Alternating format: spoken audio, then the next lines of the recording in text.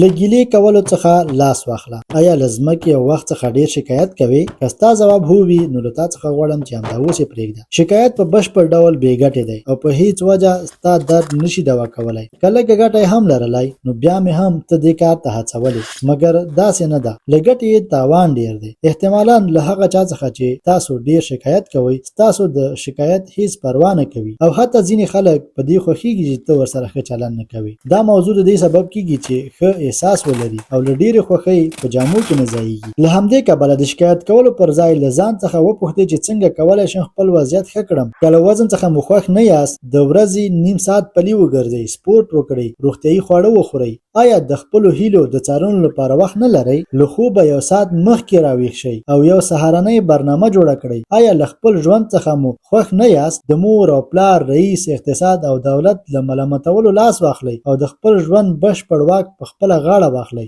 زهرجن عادتونه پرېږدئ. د ښه ژوند د نه لرلو په خاطر د بیروني عواملو ملامتول پرېږدئ او د خپلې خوښې ژوند مو پیل کړئ.